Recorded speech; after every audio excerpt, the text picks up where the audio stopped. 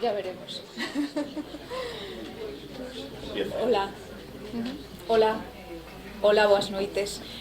Benvidas, benvidos á continuación deste ciclo de Casas Modernas aquí na Academia de Belas Artes.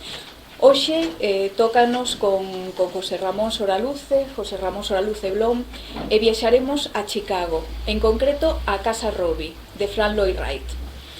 José Ramón é doutor arquitecto, estuda na Escola de Arquitectura de Madrid e vense a Galicia incorporándose á nosa escola, a Escola de Arquitectura da Coruña, onde desenvolve unha dilatada carreira docente e investigadora como catedrático de composición arquitectónica.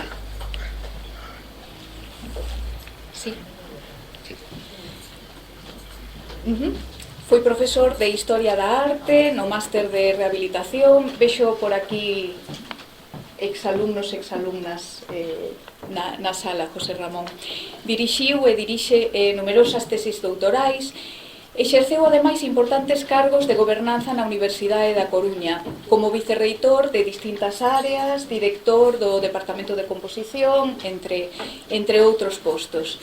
É académico aquí, académico numerario na Real Academia Galega de Belas Artes, ademais de académico correspondente das Reais Academias de Belas Artes de San Fernando en Madrid e de San Jorge en Cataluña. É membro electo do Instituto José Cornide de Estudios Coruñeses. José Ramón é autor de numerosas publicacións fundamentais sobre a arquitectura e o patrimonio galego, e ademais é un habitual na prensa sobre temas patrimoniais da nosa cidade.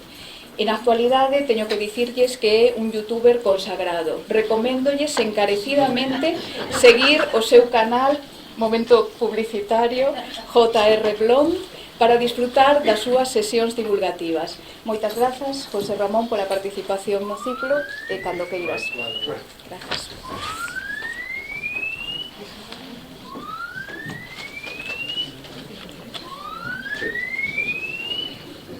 Saltan las alarmas.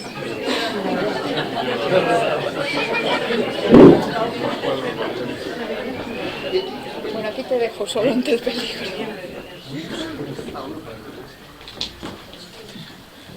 La alarma de la Casa Robbie.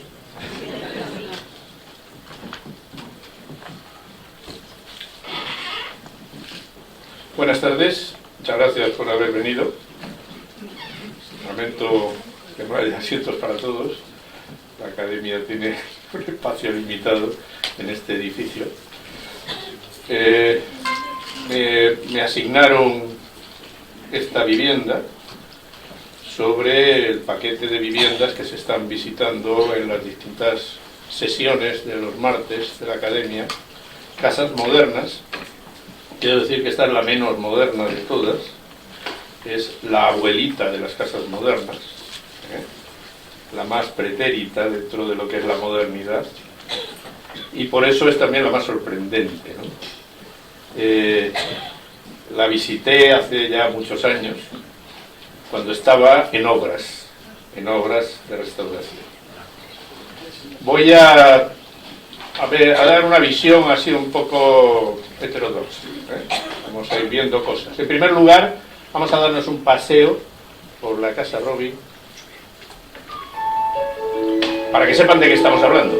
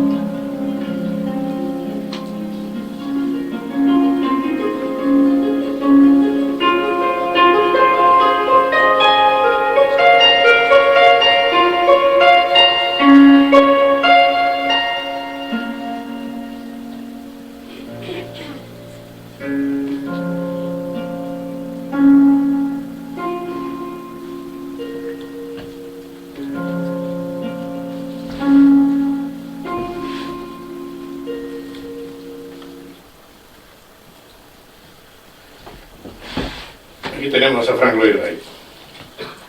Antes de hacer un pequeño análisis del personaje, comentarles que mi maestro, don Fernando Chueca Goitia, el historiador de la arquitectura española, lo conoció y me habló de él. Pero lo más interesante es lo que ha escrito en la historia de la arquitectura occidental sobre Frank Lloyd Wright. Es una descripción que les va a poner en antecedentes de todo lo que vamos a ver después. Dice Chueca: Frank Lloyd Wright es sobre todo un profeta que arrastra su vida en solitario por los desiertos, seguido por un puñado de discípulos. Es un hombre, como todos los profetas, que huye de la ciudad y que condena sus vicios.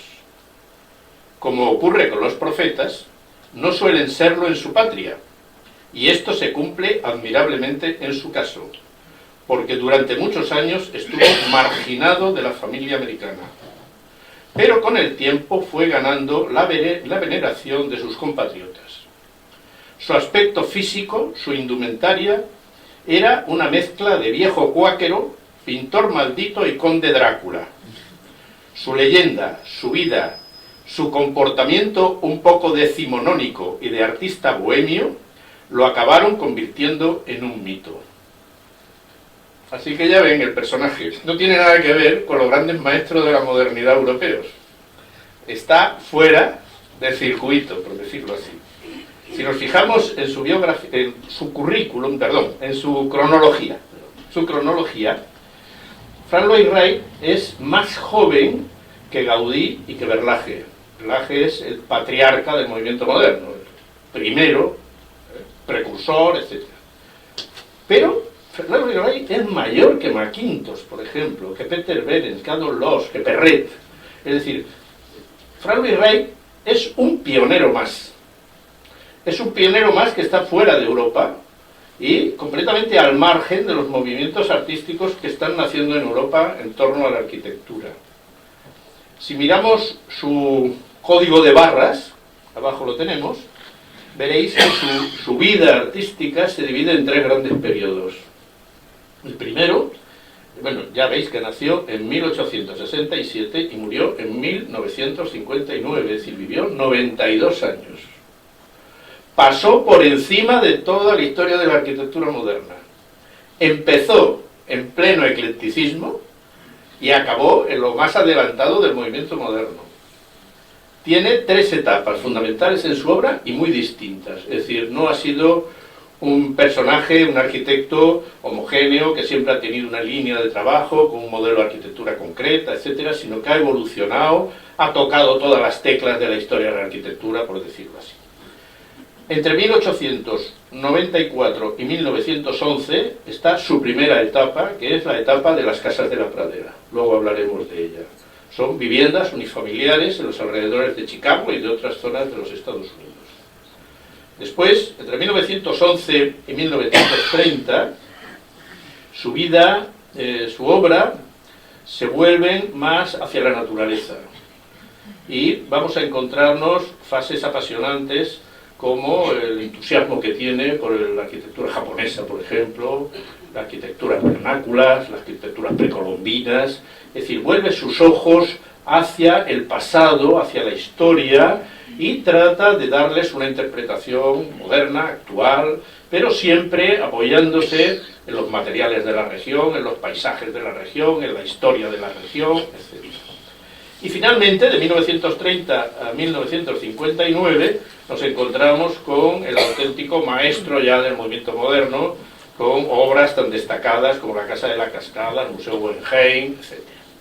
Por lo tanto, este es un poco el panorama de la vida de este venerable hombre, como le vemos ahí en medio del desierto de los Estados Unidos, y vamos a estudiar precisamente una obra que es de la primera etapa, es decir, antes de que surgiera siquiera la modernidad. Es una obra que pertenece, diríamos por cronología, a Casa Robbie, es una obra que pertenece por cronología a lo que puede ser el Art Nouveau, por ejemplo, ¿no? se hizo en la época del modernismo, en el inicio del Art Deco todavía, es decir, que todavía ni siquiera se habían acabado los estilos artísticos cuando él está ya trabajando en la que fue la primera fase de su arquitectura, la de las casas de la pradera. Fran Lois-Ray se le conocen algo más de 1000 proyectos. Construidos solo se hicieron 400. Se conservan 300. Es decir, de Fran Lois-Ray han desaparecido 100 obras. Derribos, incendios, terremotos, huracanes. Sobre la obra de Fran Lois-Ray ha pasado todo. Voy a poneros algunos ejemplos.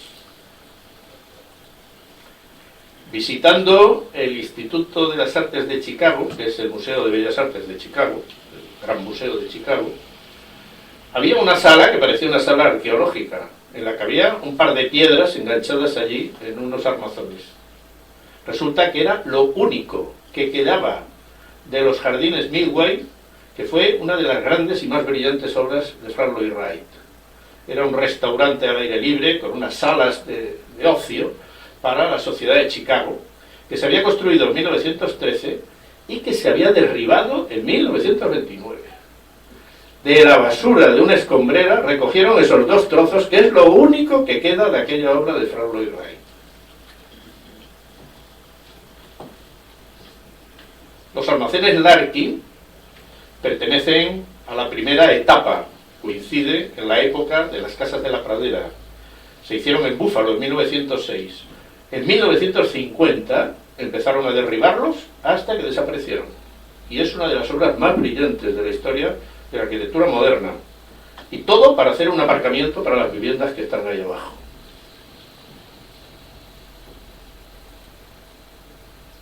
La primera de las casas de la pradera fue la casa Hasser, que está ahí, de 1898. En 1923 el propietario la derribó. No le hemos podido preguntar, porque ya no vive, las razones. Una de las viviendas más brillantes de Fran Lois-Ray. Fran Lois-Ray tuvo una etapa en la que se fue a trabajar a Arizona, al desierto, y allí construyó varios edificios importantes. Uno de ellos fue la Casa Ross, que es la que tienen abajo. Pertenece a esa etapa de arquitecturas vernáculas, de arquitecturas en relación con el territorio, con aprovechamiento de los materiales de la zona, es decir, una casa del desierto, por decirlo así. No tiene nada que ver con la casa de la pradera, es otro modelo. Pues bien, se hace en 1939 y en 1942 se prendió fuego una cortina y se prendió fuego la casa. Y desapareció. Ahí tenemos los restos. Los restos quedaron abandonados en el desierto, hasta que fueron a hacer una autopista y resulta que en el trazado de autopista pues estaba aquello. No se habían dado cuenta. Inmediatamente sonaron las alarmas y modificaron un poco la autopista y ahora son un bic, como se dice, las ruinas de lo que queda de la Casa Ross. Bueno, ya veis que la historia de Fran Lois-Ray es una historia que tiene muchísimos momentos desagradables, ¿no? Sus enfrentamientos con Le Corbusier fueron memorables. Se miraban de reojo el uno al otro. Fran Lois-Ray era mayor que Le Corbusier, pero vivieron y trabajaron a la vez, en el mismo momento. No se dirigían la palabra, nada más que a través de la prensa. Le Corbusier, en Estados Unidos, escribió en el New York Times un artículo en 1932 sobre la transformación de París en la ciudad radiante, una ciudad hecha a base de rascacielos. Ese proyecto que veis abajo, en el cual se derriba una parte importante de París y en su lugar aparece una ciudad completamente lisa, en la que aparecen unos grandes rascacielos, enormes rascacielos, que es donde se acumula la población. Ese era su modelo de la ciudad del futuro, la ciudad radiante. Esto se publica en 1932 en el periódico, como digo, y 2 o 3 meses después le contesta Fran Lois-Ray, sin que nadie le invitara, le contesta en el mismo periódico, y dice que se trata de torres feudales sin vida, pero con un alto alquiler. La visión de la ciudad de Le Corbusier no tiene absolutamente nada que ver con la visión que tenía Ray de la ciudad moderna. Ni siquiera sus caminos, que tocaron muchos campos de la arquitectura moderna, se cruzaron nunca. Le Corbusier acabó siendo un arquitecto expresionista y Franz Lloyd Wright siempre fue por la línea orgánica, que nunca llegaría a encontrarse con, naturalmente, la línea racionalista, etcétera, de Le Corbusier. Le Corbusier publicó Los 5 puntos de la arquitectura en 1926 y Franz Lloyd Wright le sale en 1930 con los 9 puntos de la arquitectura. Es decir, han sido como dos vidas que han ido pisándose el uno al otro y siempre ha habido un provocador, Franz Lloyd Wright. Estos son los 9 puntos. El otro día José Manuel Casabella nos explicó los 5 puntos de la arquitectura de Le Corbusier. Pues estos son los 9 puntos de la arquitectura de Franz Lloyd Wright. Algunos totalmente contrarios a lo que decía Le Corbusier. El primero, reducir al mínimo las paredes divisorias. En eso prácticamente todos los modernos coinciden. Armonizar el edificio con el ambiente exterior. Eliminar la concepción de las habitaciones y de la casa como cajones. Levantar el basamento directamente sobre el nivel del terreno. Adiós pilotes. Evitar que las ventanas sean agujeros rasgados en las paredes. Adiós ventana corrida de Le Corbusier. Utilizar un material único. Estamos viendo varias casas que son auténticos repertorios de materiales de construcción. Franz Lloyd Wright se mueve por un único material. Y de hecho, la casa Robbie es una casa de ladrillo. Una estructura de hierro y todo ladrillo. Integrar las instalaciones en la obra para lograr una arquitectura orgánica. El mobiliario también forma parte del edificio, con formas sencillas. Esto lo está diciendo antes de que naciera el movimiento moderno. Y por último, prescindir de la decoración histórica. Esto lo está diciendo en un momento en que el eclecticismo, lleno de adornos históricos, etcétera, está en boga.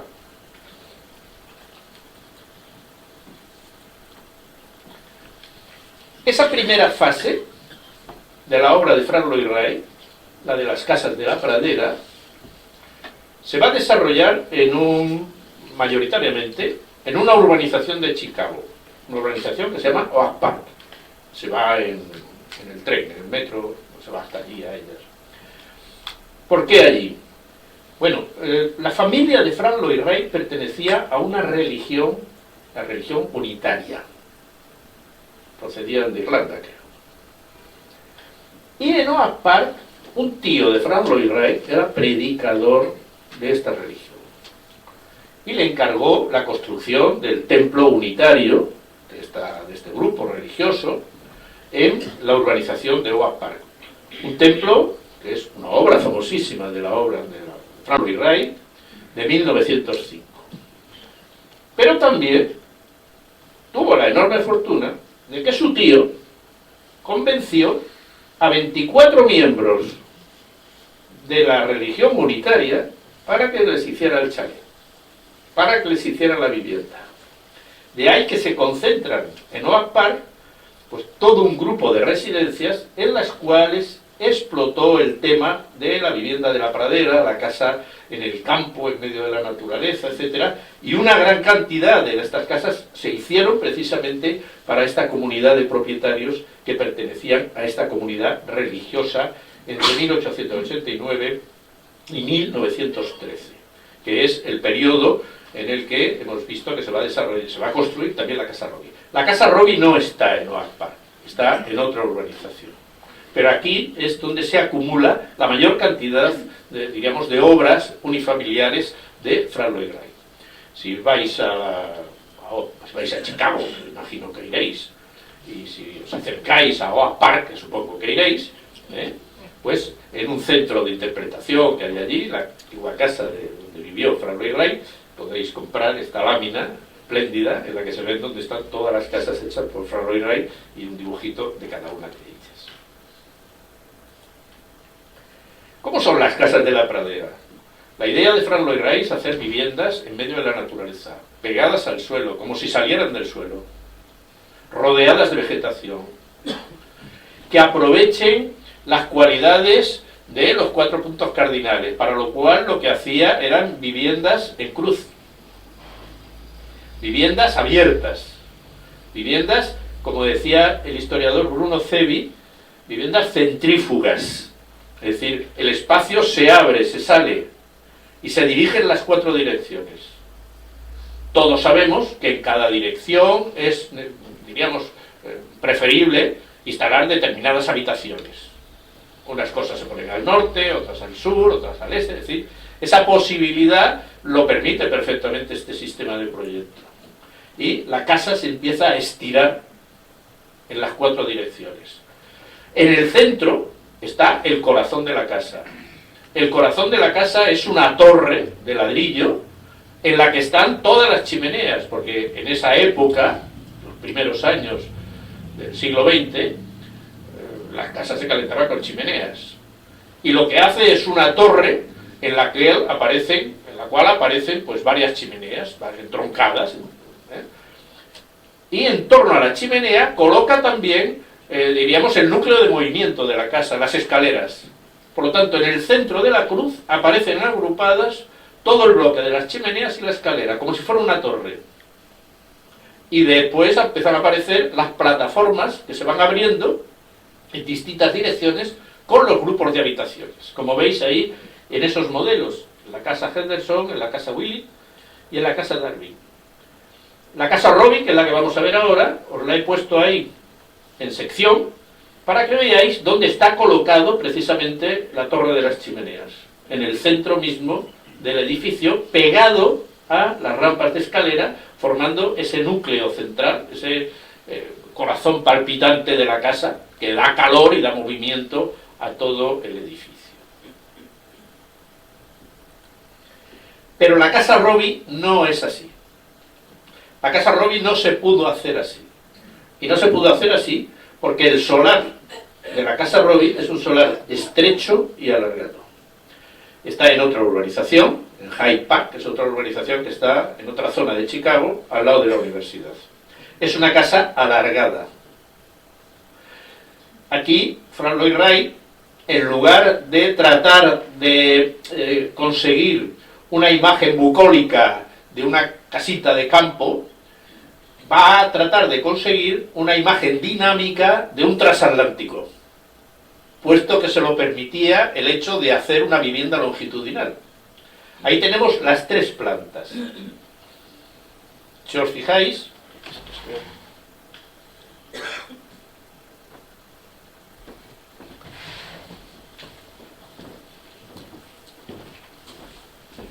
no tiene entrada principal.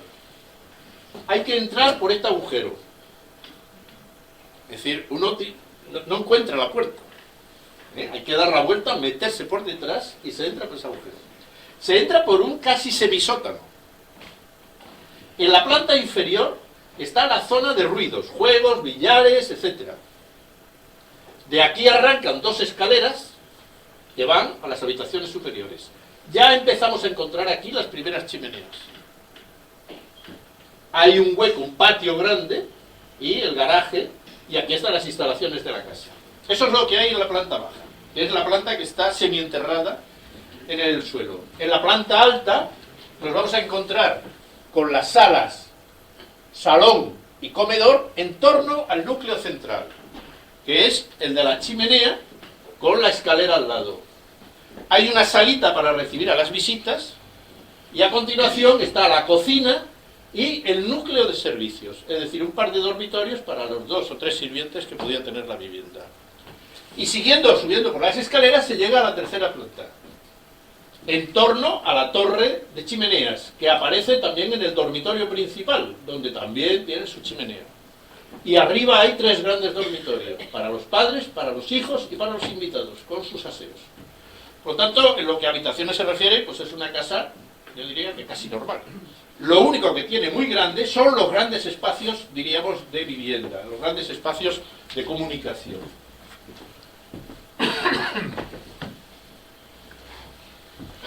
Pues seguimos con ella.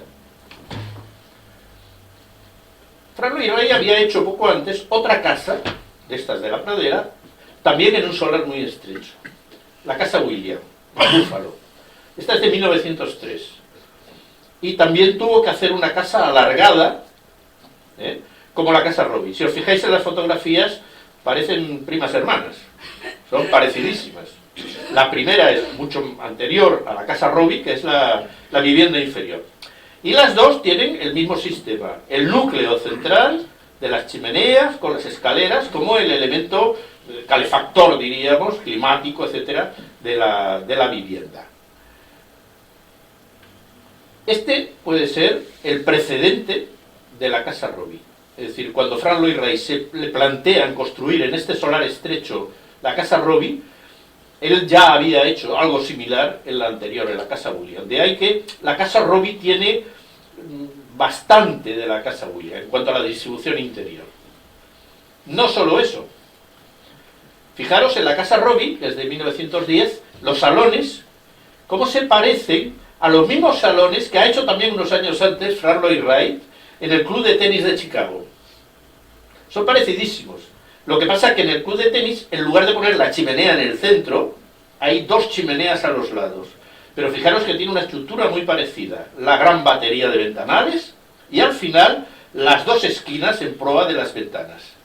Es un modelo, además, si fijamos en las fotos, las dos tienen falsos techos simulados de madera, donde se simulan las vigas de madera, son decoración, y también los globos luminosos.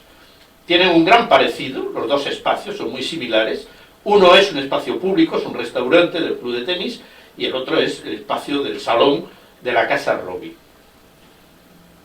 Vamos a ver ahora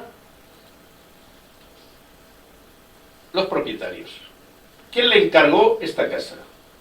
Ahí tenemos un retrato del propietario que le encargó la casa al señor Robbie, Fred Robbie, le encargó a Frank Lloyd Wright la construcción de esta vivienda.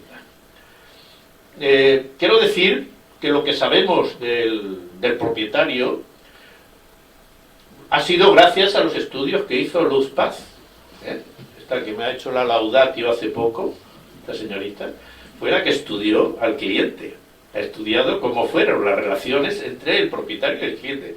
Todos estos grandes edificios de la historia de la arquitectura no solo han tenido un gran arquitecto, sino también han tenido un gran cliente, porque dejarse hacer una casa de esta es toda una experiencia personal y de vida.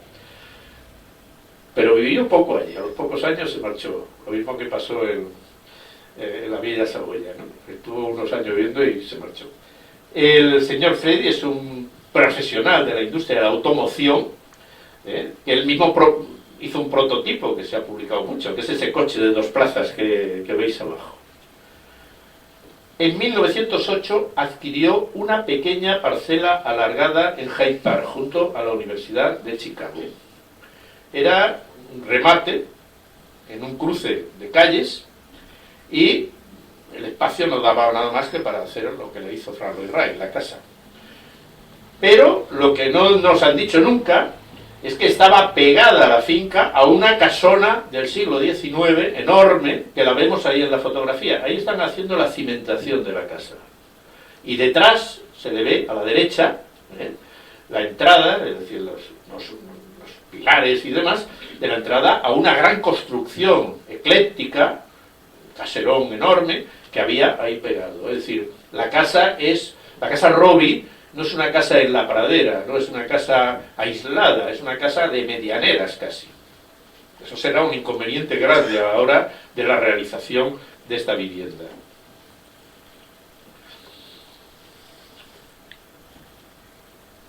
La casa se acabó de hacer en 1910. Al cabo de 2 años la alquilan. La estuvieron alquilando hasta que la vendieron. La vendieron y se vendió varias veces. Los últimos que la compraron, en 1926, fue otra organización religiosa, la Sociedad Teológica de Chicago. Y la compró para convertirla en residencia femenina. Cuando la compra la Sociedad Teológica, la casa no se llamaba Casa Robbie. Nosotros le llamamos Casa Robbie porque todas las historias de la arquitectura le han puesto ese nombre. y porque Frank Lloyd Wright pues la llamó así en los primeros, cuando hizo los primeros dibujos y las primeras publicaciones. Pero realmente del señor Robbie se olvidó inmediatamente todo el mundo. Cuando la gente, luego leeremos un texto, cuando la gente preguntaba por la casa Robbie, todo el mundo se miraba y decía, aquí no hay nadie, la casa Robbie no se... Es más, en esta postal que conseguí en el Instituto Teológico esta sociedad, aparece el nombre que debió tener durante muchísimo tiempo la casa Robbie. Ahí lo tenéis, la casa Boglau, que es el nombre de la calle. Entonces, para localizar la casa Robbie por el nombre habría sido bastante difícil. Ya veis en esa fotografía cómo tiene otro nombre. No pone casa Robbie, sino que pone el nombre de la calle. Esta casa la utilizó, como digo, la Sociedad Teológica. La querían convertir en residencia femenina. ¿Qué es lo que pasa? Que al otro lado de la calle, al otro lado, enfrente de la casa Robbie, estaba el Centro Teológico de Chicago, que es un edificio del siglo XIX enorme, enorme, donde tenía sus oficinas, sus templos, todo, diríamos, todo el staff mayor de la organización religiosa. Y diríamos que la congregación femenina, o las mujeres que pertenecían, etcétera, pues necesitaban una residencia. Y compraron la casa Robbie para convertirla en residencia. No lo sé ciertamente, pero por lo que pasó después, me temo que la dividieron en habitaciones, la casa Robbie. Y empezaron a hacerle cuartos y a dividirla. Con las pocas dormitorios que tenía la casa Robbie, posiblemente no habría podido ser una residencia para una organización de esta, donde había bastantes mujeres viviendo en la casa. Esa fue uno de los primeros problemas que tendría la casa Robbie. Hasta que la Sociedad Teológica empieza a tantear la posibilidad de derribarla. Hubo dos intentos de derribo de la casa Robbie, 1941 y 1957. La Sociedad Teológica quiso hacer las cosas en silencio, pero saltó la alarma y saltó a los periódicos. Y se organizó un auténtico escándalo. Todavía la casa Robbie no estaba ni inventariada, ni estaba catalogada, ni nada. Estamos en una época en que los Estados Unidos todavía no piensan en su patrimonio casi, ¿no? Es decir, no hay un respeto, ni hay una conservación, ni una catalogación, ni nada, y está pues, a punto de desaparecer en ambas ocasiones.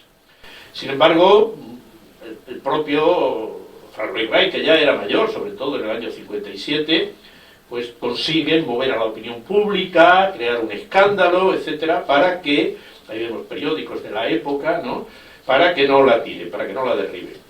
En ese 57, la casa Robbie la compra una inmobiliaria. A la institución religiosa no le servía ya, aquello no podía seguir ampliándose ni nada, y la compra una inmobiliaria. Y la inmobiliaria la convierte en oficinas. Con lo cual, vuelta a cambiar tabiques, etc. Toda esta transformación interna va a llegar pues, hasta el año 1962, en que la compra la Universidad de Chicago. A partir de ese momento, pues la casa queda ahí congelada en el tiempo hasta que la restauran finalmente.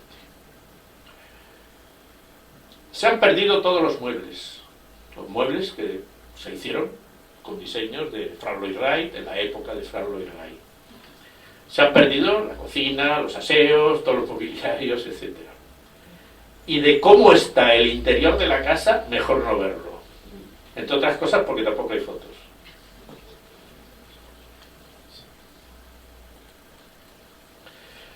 Frank Lloyd Wright, cuando estaba terminando la casa, dejó encargado que la arreglaran, los muebles, etcétera, lo único que les faltaba. 1910. Él se marcha a Europa, donde va a promocionar su obra. Va a darse a conocer y va a promocionar su obra. Allí en Austria le editan dos volúmenes, que son los que están arriba. Uno de ellos un volumen de texto, el que está a la izquierda, un volumen de texto y fotografías de sus obras, que son las casas de la pradera, porque en 1910 lo único que había hecho pues, es un poco esa arquitectura con algunos otros edificios, almacenes Larkin, el centro unitario, alguna otra cosa. Y ya veis los dibujos que van en el segundo libro, que es una carpeta de planos. Esa carpeta de planos son planos hechos por Fran Lloyd Wright, como veis ahí, donde aparece la Casa Robbie. Todavía no se ha terminado, etcétera, y ya aparece ahí. Y da una idea muy clara cuál es la intención de Fran Lloyd Wright sobre la Casa Robbie, ¿no? Que sea una casa en medio del bosque. Que no sea una casa entre medianeras, por decirlo así, sino darle una imagen de casa en medio del bosque, toda llena de vegetación, etcétera, etcétera. Pero la verdad no fue así. A Fran Lloyd Wright se le va a conocer en Europa por esta carpeta de láminas, y va a convertirse en un éxito enorme, se va a difundir, etcétera.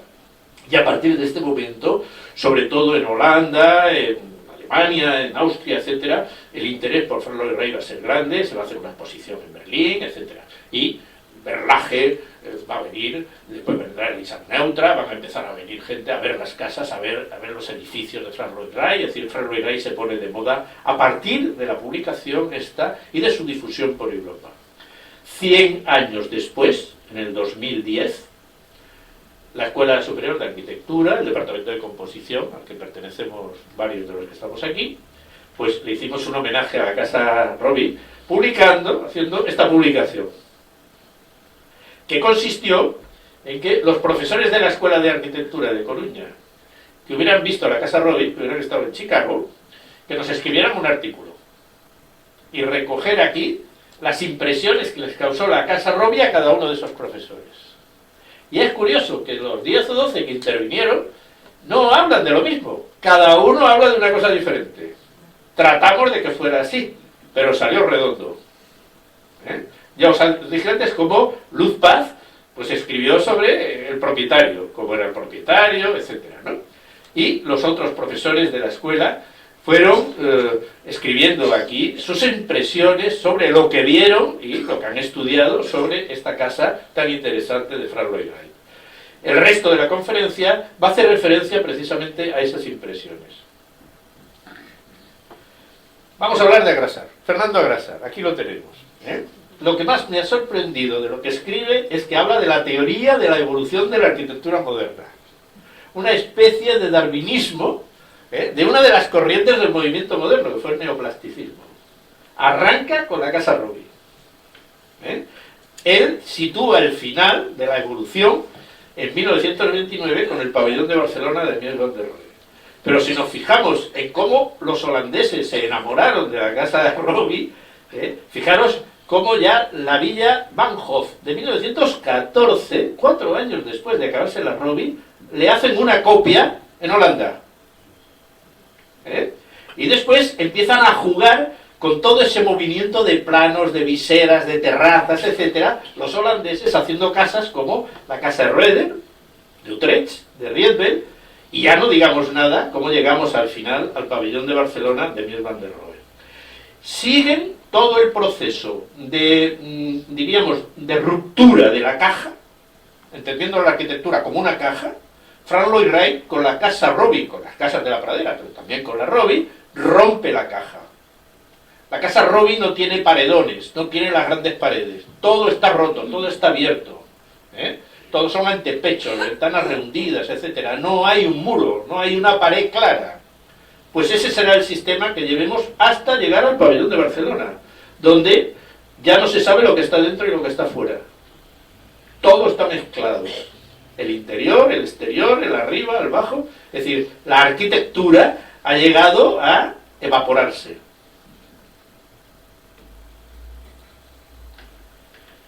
Fijaros cómo era la Casa Robbie en 1956.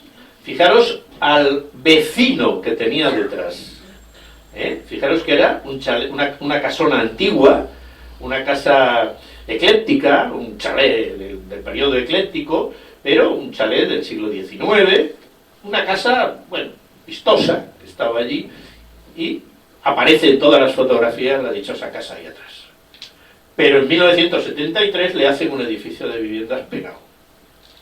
Tiran el chalet y le construyen ese edificio de ladrillo que está ahí, con el mismo ladrillo que la Casa Robbie.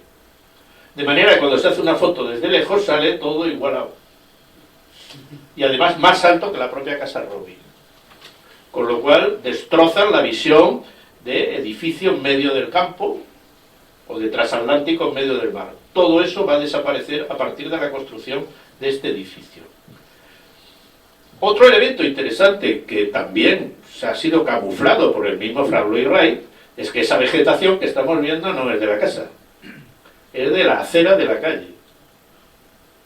Aquí en la foto de abajo se ve muy bien. Todos los árboles, esta es la acera. La finca está aquí.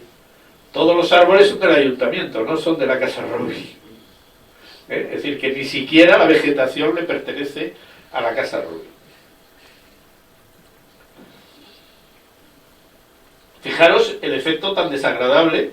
Esta es una foto que hice yo, en el que, bueno, no sabes lo que es la casa y lo que es lo de atrás, ¿no? Está todo mezclado, con el mismo color, etcétera, ¿no? Y ya no digamos nada si la foto se hace desde arriba, entonces la casa pues queda completamente camuflada dentro de edificios totalmente urbanos, frente a la imagen de casa en el campo, en la naturaleza, etcétera, que quiso darle en su día Frank Lloyd Wright. En este mismo trabajo, el profesor Valentín Souto nos contó la desagradable sorpresa de ver la cara de atrás de la Casa Robbie, que no se parece en nada a las casas de la pradera. Es un paredón. Ninguna casa de Frank Lloyd Wright tenía esta pared que vemos ahí atrás.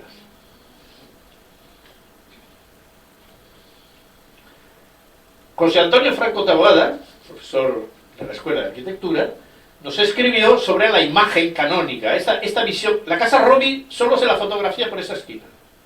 Todas las fotos que veis de la Casa Robbie casi siempre son así. Ahora en internet no, que hay de todo, pero en los libros de historia de la arquitectura siempre sale con esta visión, que es la que quería Frank Lloyd Wright que se hiciera. Eso es la imagen canónica, la selección de una vista puntual de un edificio para que sea su imagen publicitaria, por decirlo así. Pues bien, arriba a la izquierda tenemos la fotografía, una fotografía que debió de ser de los años 60, antes de la construcción del edificio de ladrillo, donde todavía se ve una imagen, diríamos, arbórea, de vegetación, casi se ve poco el edificio que está detrás, pero esta fotografía, es una fotografía que mandó a hacer Frank Lloyd Wright para sus publicaciones y demás, empezó a ser manipulada y empezó a ser trucada.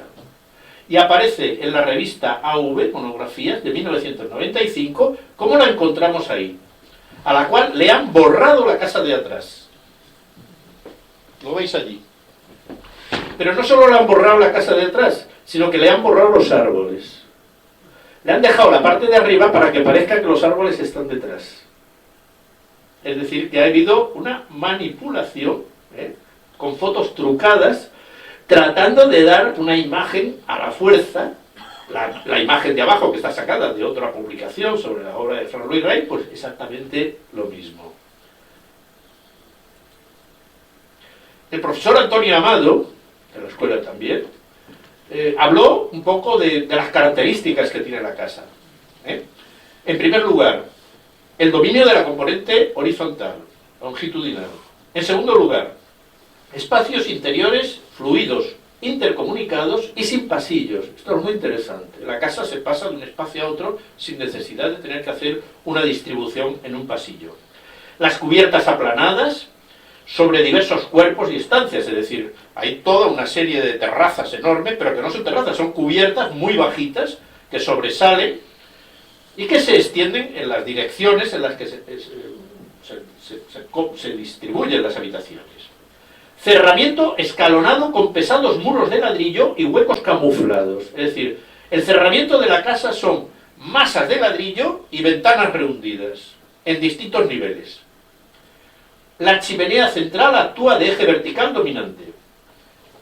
Influencia de la secesión vienesa y del modern style en el diseño geométrico total del edificio y su contenido. Es decir, las dos corrientes europeas que había en Europa en el periodo en que se construye la Casa Robbie eran la secesión vienesa, que es el último periodo del modernismo, conocemos nosotros como el modernismo, y el Modern Style, que es el último momento del modernismo en Inglaterra. Está más dentro del Modern Style, en el que se incluye la obra maestra del arquitecto Mackintosh, por ejemplo, lo que es el diseño interior de la vivienda. El profesor Celestino García Braña descubre, y yo no lo había visto nunca, que la Casa Robbie es una arquitectura bioclimática, que está diseñada por Frank Lloyd Wright para adaptarse a la climatología, sobre todo al aprovechamiento del sol. Y, según Celestino, tiene razón en eso, las viseras grandes que cubren las distintas ventanas, los ventanales, las hileras de ventanas, etcétera, como vemos en la imagen abajo, estas viseras están diseñadas y calculadas para graduar la luz y la entrada de calor durante el año. Por ejemplo, en invierno el sol está bajo y penetra más al interior. Ahí vemos la eclíptica en el dibujo de allá arriba. La eclíptica es la curva que traza el sol en el recorrido por el horizonte. Entonces, en verano el sol está muy alto. La curva es muy alta. En invierno la curva es muy baja. Entonces, ¿qué pasa? Que al tener unas viseras largas, en invierno no les afecta, porque el sol va abajo y penetra. Fijaros en la fotografía de ahí, es una fotografía tomada en invierno. Hay una penetración y un aprovechamiento del calor solar.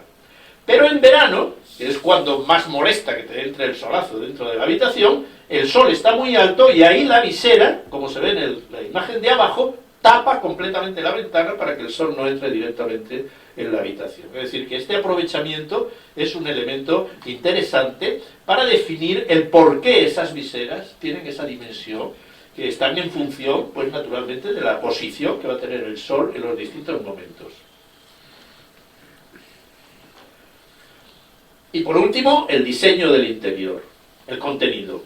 Los profesores Patricia Sabin y Enrique Blanco escribieron sobre el mobiliario y el diseño de los muros interiores de la Casa Robbie. Las cristaleras, las alfombras, es decir, todo estaba diseñado previamente. Y había sido este diseñador que vemos aquí, se llama George Niedecker, que es un diseñador colaborador de Frank Lloyd Wright, el que se quedó al frente de la etapa final de amueblamiento con modelos discutidos y diseñados por Frank Lloyd Wright con él. Es decir, no sabemos hasta qué punto interviene este diseñador, diríamos, en la definición de los distintos muebles que se le hacen a la Casa Robbie, que estaba completamente amueblada con madera de roble. La madera de roble se utilizó para los paramentos, para los muebles, para los adornos, etc. Toda la casa estaba, diríamos, forrada con madera, y vamos a ver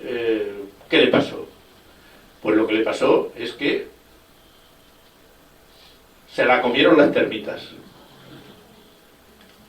Destruyeron completamente la casa. En 1999 la casa estaba a punto de venirse abajo. Toda la estructura de madera, todos los adornos habían prácticamente desaparecido. Fijaros, estas imágenes son terribles. El estado en que se encontraba. De ahí que se inicia una etapa de restauración que duró 10 años. Restaurar una casa 10 años. Se quiso hacer una labor minuciosa. Recuperar tal y como había sido previamente. Y antes de empezar a trabajar tuvieron que hacer un estudio exhaustivo de fotografías, planos, textos, descripciones, etc. Frank Lloyd Wright ya no vivía y la casa había entrado en un estado absoluto de abandono. Datos. Ventanas completamente oxidadas. Hubo que sustituirlas todas. Ladrillos. Se habían perdido una enorme cantidad de ladrillos con el paso del tiempo. Se tuvieron que fabricar de nuevo. ¿Qué hicieron para conseguir dinero? Todos los ladrillos que se desusaban se vendieron con una etiqueta. Recuerdo, y estuvieron sacando algo de dinero a base de vender ladrillos que se habían desechado de la construcción. Ahí veis con toda la casa andamiada. Fijaros los falsos techos. Hubo que hacerlos todos de nuevo. Aquí se ve como algunas zonas de ladrillo las habían enfoscado y las habían dividido con tabiques. Ahí abajo os veis cómo están fabricando de nuevo todas las cristaleras. Aquí veis cómo se estuvieron haciendo estudios de color, porque claro, no había fotografías de color de la Casa Rubi. Había que empezar a picar en las paredes a ver si salía la pintura primera, que es lo que se hace normalmente. Y se hicieron tanteos de colores, que luego que elegir después para los distintos pinturas de distintos locales, ¿no? Aquí tenemos cómo a través de las fotografías en blanco y negro que había, se tuvo que ir restaurando local por local, habitación por habitación. Todo se hizo de nuevo. Fijaros en los salones abajo. Fijaros los techos, los suelos, las carpinterías, todo.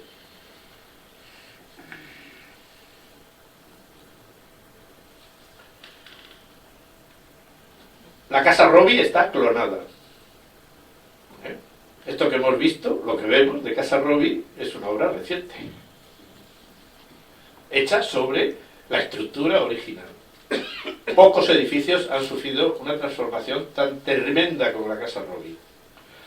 Y ahora vamos a ver lo que cuentan de la Casa Robi, sobre todo una persona entrañable, como fue el discípulo querido de Franz Lloyd Wright, que se llama el arquitecto Richard Neutra, un arquitecto austriaco, que se casó en 1923 con Dion Neutra, que es su mujer, y los vemos en la derecha, y su ilusión era, como todo Centro Europa, después de conocer las obras de Franz Lloyd Wright, pues ir a Chicago, ver las obras de Chicago, de Franz Lloyd Wright, y ir a conocer a Franz Lloyd Wright y trabajar con él. Era su ilusión. Ahí le vemos en la otra imagen cómo está trabajando con Franz Lloyd Wright. Es muy simpático lo que dice. Voy a leer lo que cuenta Richard Neutra cuando escribes una obra famosa que se llama Realismo Biológico. Franz Lloyd Wright, Richard Neutra, lo primero que dice es que cuando llegó a Chicago preguntó por la pradera. Perdón, ¿me puede usted decir dónde está la pradera? Que quiero ir a ver las casas que hay allí y tal, ¿no? En Chicago no se reían de ellos, ¿no? Porque aquello era otra cosa, no tiene nada que ver, etcétera. Dice Richard Neutra: cuando llegué a Chicago en los años 20, me pregunté, ¿dónde está la pradera? Creía que si lograba llegar, sin lugar a dudas, encontraría la Casa Robi. Al imaginar el momento, mi corazón siempre daba un brinco. Llegué allí por fin y pregunté, ¿está el señor Robi? ¿Mr. Robi? Jamás oí ese nombre, me contestaban. Allí vivía una tal señora Wilson, la propietaria. Algunos años atrás había comprado la casa a otra persona. Era probablemente la quinta propietaria y no sentía mucho entusiasmo por su vivienda. ¿Por qué la compró usted, señora? Pues la conseguía a un precio muy bajo.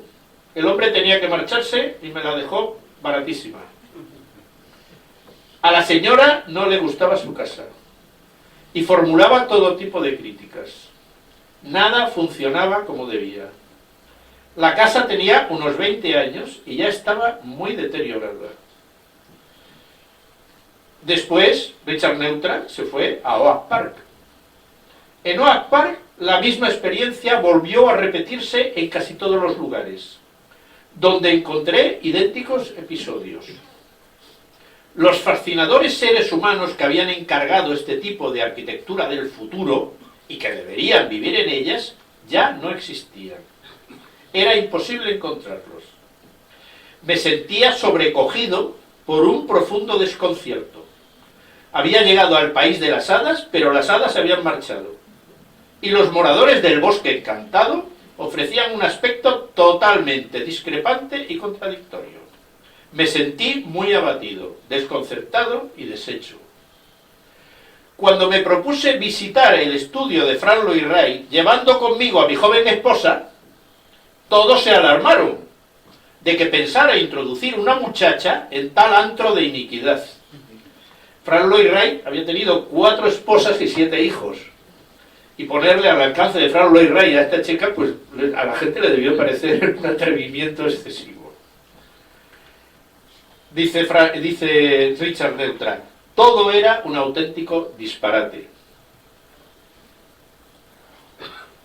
Hoy Fran Lois Rey es una marca comercial. La Casa Robbie es un objeto comercial, un objeto de consumo.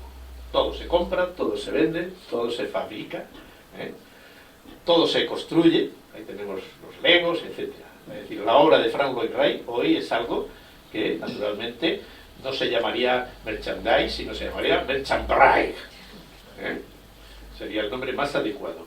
Y ha llegado a tal popularidad en los Estados Unidos que lo último que me encontré, y con lo que cierro esta conferencia, es este sello, en el cual se ve a Pato Donald construyendo la Casa Robbie. Muy americano. Muy bien, pues muchas gracias.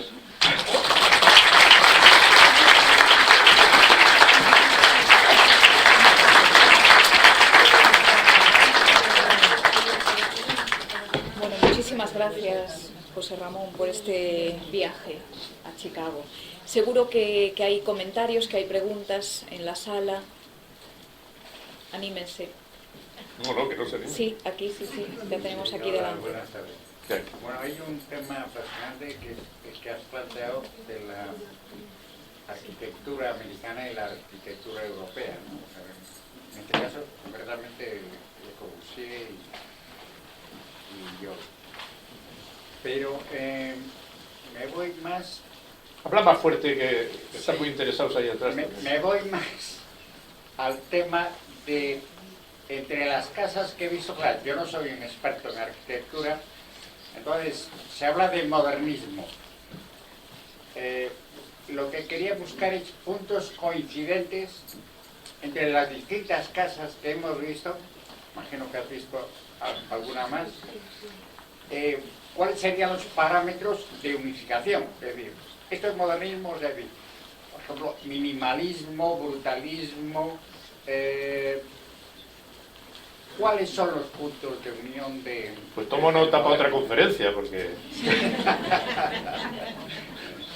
Lo único que os puedo decir es que la Casa Robbie diríamos, es el preludio. Viene de otro mundo, de otro mundo precioso, sorprendente, maravilloso, pero que es el mundo final del siglo XIX, ¿no? Es el mundo del eclecticismo, es el mundo, sobre todo del Art Nouveau. Porque la obra inicial de Fran Lois Rey era Art Nouveau, ¿no? Es decir, estaría más en consonancia un poco pues con el modernismo de Cataluña, etcétera, esta vivienda, ¿no? Pero ¿qué pasa? Que rompe completamente la imagen de vivienda convencional de aquella época, ¿no? Y entonces lo que hace es dar las pistas para una nueva arquitectura, por decirlo así. Y todo lo demás, bueno, pues cada uno ha tirado por donde ha podido, ¿no? No hay una receta. Y dieron recetas. Le Corbusier dio su receta.